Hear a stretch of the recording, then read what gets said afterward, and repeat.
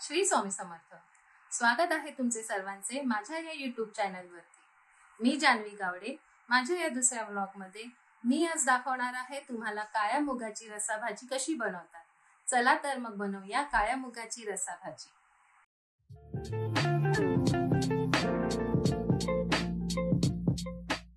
तर बघा, हे आहे काळे मूग. बघू शकता तुम्ही ह्याचा कलर कसा आहे. तो हिरवे मूग येतात ते वेगळे आणि हे काळे मूग आहे. तर आज मी तुम्हाला ह्याची मोड आलेली भाजी दाखवणार आहे कशी करतात. तर तुम्ही बघू शकता, हे मी आदल्या दिवशी रात्री भिजत घातलेले होते आणि आता त्याला किती छान प्रकारे मोड आले. अगदी ह्या चाळणीच्या खाली गेले. दिसले? आता हे मी प्रथम धुवून घेते. तर आता हे भाजीच्या फोडणीसाठी घेतलेलं साहित्य: कढीपत्ता, बारीक चिरलेला कांदा आणि टोमॅटो. आधी मी कढीपत्ता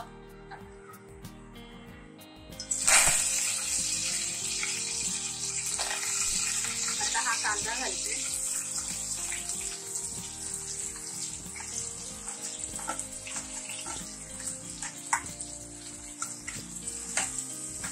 तेलात चांगलं परतून कांदा टाकल्यानंतर त्यात थोडी आलं लसूणची पेस्ट. त्यात मी लसूण, आलं, पुदिना, 2 हिरव्या मिरच्या आणि थोडी कोथिंबीर अशी ही पेस्ट बनवली. ती घालूया आपण.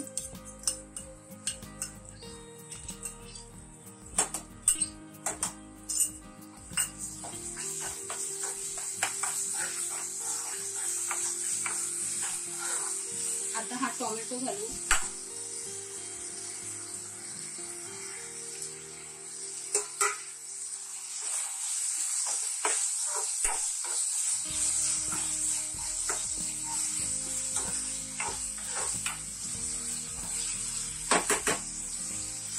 हा जरा शिजू दे तेलामध्ये. त्याला झाकण ठेवूया.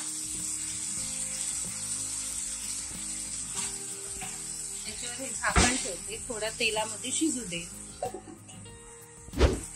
आता ही 1 चमचा हळद घालते. हळद घातल्यानंतर हलवून तर त्यामध्ये हा आमचा मालवणी मसाला घालते. तुम्हाला जेवढं तिखट पाहिजे त्यानुसार, चवीनुसार तुम्ही मसाला घालू शकता. माझे चमचे जे छोटे आहेत त्याच्यामुळे मी 3 चमचे घातले.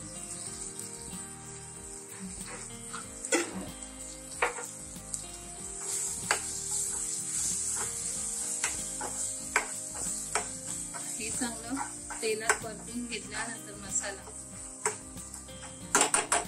हे धुवून घेतलेले मूग त्यामध्ये घालायचे. ते आता परतून घेऊ चांगले मसाल्यात.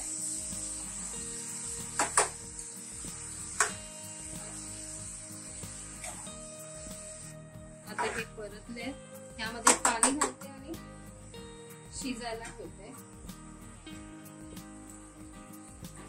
ह्यात मी हे पाणी घालते. ह्यात मी पाणी घातलंय. आता हे मी झाकण लावून वाफेवर शिजून घेते आणि मग पुढची प्रोसेस. तर ही आपली भाजी शिजली. आता ह्याला थोडं वाटण लावते. वाटण म्हणजे आपलं कांदा खोबरं भाजून जे आपण वाटण करतो ते वाटण आपण ह्याला लावूया. हे बघा, बघू शकता, हे मी आत्ताच तयार करून ठेवलेलं कांदा खोबऱ्याचं वाटण आहे. ते आता ह्याच्यामध्ये, ह्या भाजीमध्ये घालते. ह्यामध्ये आपण चवीनुसार मीठ घालू.